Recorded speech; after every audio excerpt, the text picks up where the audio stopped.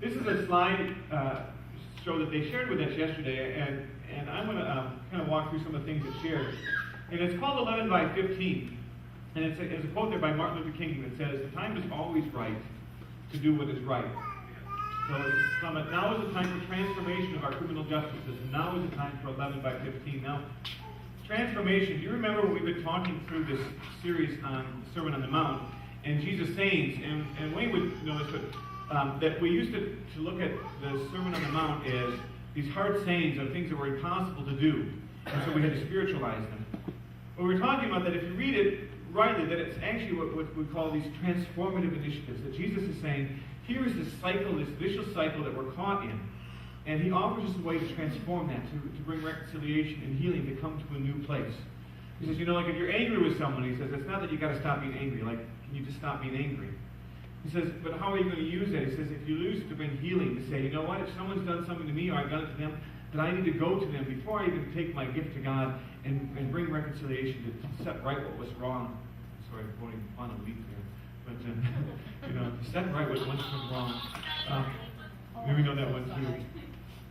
So we're talking about how do we be about Jesus' way of transformation in our own community justice system. So some of it's called 11 by 15. Go ahead and click on it. What this is 11 by 15 is a campaign. Campaign is a challenge from the faith community to all the people of the state of Wisconsin, so that we might all have less wasteful, safer, healthier, and more just communities. We must cut our prison population in half to 11,000, which means our prison population right now is 22,000. Check and see if we're in a school. That by 2015, that in 3 years, we want to cut our prison population in half to 11,000. Now, part of it says, wow, that's really a huge goal. But I'm going to walk through this a second. First off, this idea of transformation is that the goal is to transform as many as 11,000 lives, but also to transform our communities. So this isn't just affecting those people who are locked up, but our communities. And we want to transform Wisconsin's criminal justice system. We think that there are a lot of things that are really out of whack, that aren't working the way they're supposed to.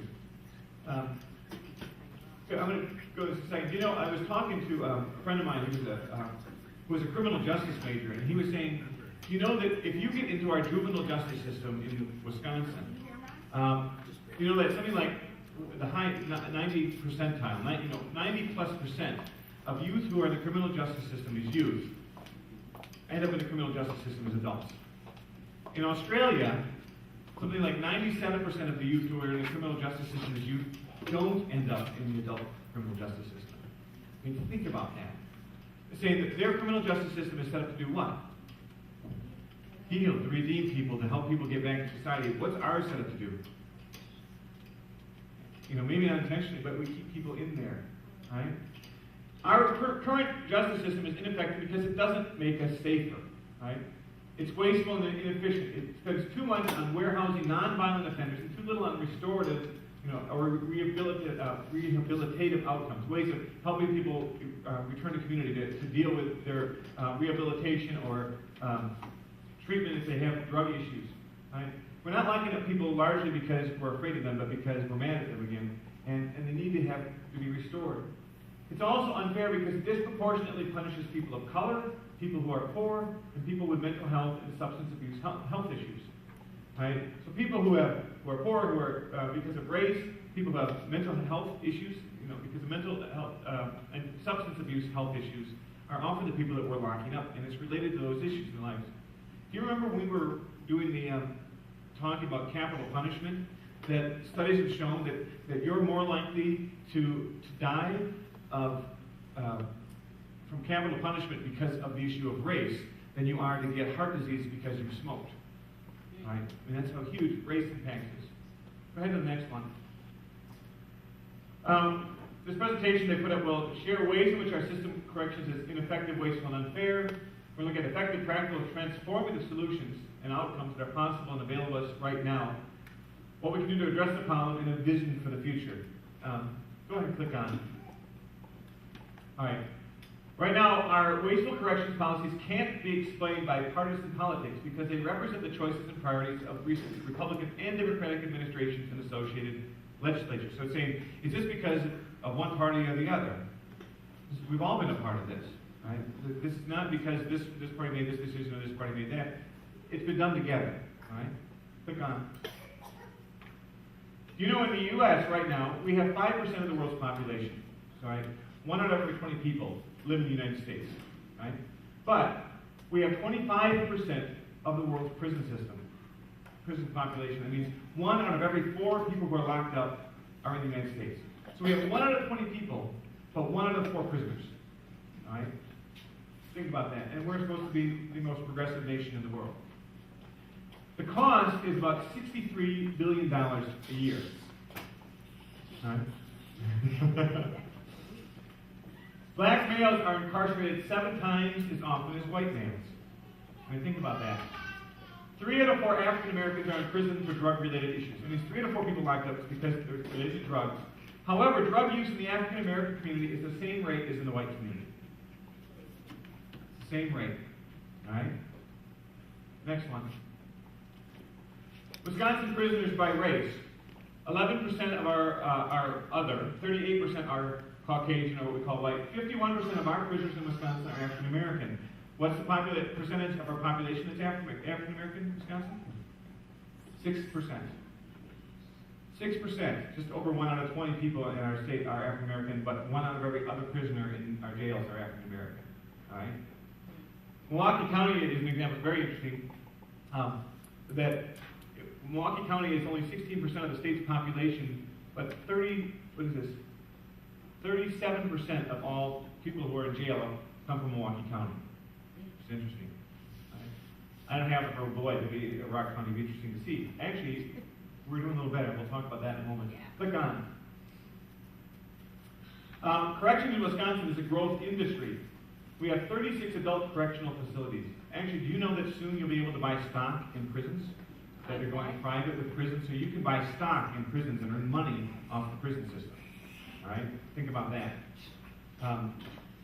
The total operating capacity of our prisons in Wisconsin is 17,590. So we have prisons designed to house 17,000, almost 18,000 prisoners. Our average daily inmate population is 23,015. Right? We watched a video that CBS had done about the whole issue in the United States, and there are prisons that have twice the population they should have. And what's that? They were using a phrase. Wayne, you remember it was a excessive. I'll let it come to me later after we're done, I'm sure. All right. The average cost per inmate daily is $88 a day. Annually, it's $32,100. What can we do with $32,000 a year? Quite a bit more. Yeah, that's at least a teacher. All right. How much would it cost to educate a student a day? Right. Yeah. Do you know when they build a prison system that they look at like 3rd grade reading scores to plan for expansion? We'll talk about that in a second too. So, in community corrections, in Wisconsin we have 47,765 people who are on probation. 19,672 people who are on parole. I mean, we have 90,000 people in Wisconsin who are involved in the justice system right now. And 2010 to 11, the Department of Corrections budget was $1.3 billion. I think they were saying that 20 years ago it was like 200,000. Now, one of the things that's very interesting, in about 1993, we began putting spending caps on the school districts. Every year since then, our school district has cut money. I mean, every year, literally talking about millions of dollars that's cut from the budget. During that same time that we've been cutting from our schools regularly every year because state funding has been declining, it's gone up in corrections. Now, what is it? 5-fold? Something like that? Somewhere between 3 and 5 times as much. So we're paying on the back end instead of the front end. Right?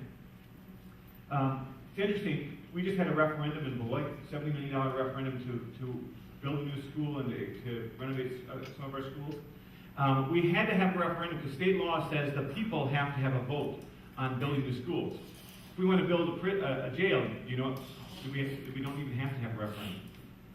The county board decides there's no referendum. So for schools, you have to have the people vote, which often is very difficult. For jails, you don't have to. Think about that. All right. Next one. All right. And these policies, these wasteful correction policies can't be explained by circumstances. All right? It's not just that that's the way it is everywhere. We're going to compare Wisconsin to neighboring Minnesota, which basically have the same population makeup. You have exactly the same size of population and very close to the same makeup, race-wise and poverty and whatnot. Go ahead, click on it. In 2010, the state population of Wisconsin was 5.6 million, almost 5.7. Minnesota is 5.3. Our prison population, Wisconsin is over 22,000. In Minnesota, it's 9,000, about 9,500. Right? So we have about 2.5 times as many people, almost 2.5 times, at least twice as many people, a little more than twice as many people as Minnesota has in prisons. All right? Our imprisonment rate, for every 100,000 people, we imprison 387.2 people. Minnesota imprisons 177.8. Right, think about that. Next one. Oh, we missed one there, guys. Can we go back? You gotta click, point to the arrow on the slide before this one and click it, and it should work. There we go. This is our corrections budget in millions in 2009. In Wisconsin, it's, like I said, it's actually $1.265 billion. Minnesota's just over 500 million. So there's this far less than half the budget that we have going into corrections. Per capita correction spending in Wisconsin in 2009 was $233. Minnesota is $98. All right. So it's not only that we're locking up all these people whose lives are being put in this place of hopelessness. We're spending all kinds of money doing it that could be other places. All right. Next one. In Wisconsin, we already have proven effective and transformative strategies, ways that we've been dealing with this issue. In 2006, collaboration between Wisconsin Departments of Corrections, Human Services, and Office of Justice, people who work with this issue, established what they call the Treatment Alternatives and Diversion Grant Program. So it's looking at other ways to treat people or divert them to other places that are rather than prison. To fund projects that provide alternatives to prosecuting people and locking them up or incarcerating them for criminal offenses who abuse alcohol or other drugs. So the central reason the person's being locked up has to do with alcohol or drugs. We're saying there are other ways we can deal with this. And what did we just say about African Americans? That 3 out of 4 people who are locked up in the African American community related to alcohol or drugs. All right? Results of this. Go ahead, click. That they found that this works. That effectively diverts nonviolent offenders with substance abuse treatment needs from incarceration, from jail, and reduces criminal justice system costs. It costs us less. Right? These projects have positive impacts not only on the individual offenders, but also in communities and the local service systems. And you can find this, they got a website if you want to check this out. Click the next one. All right.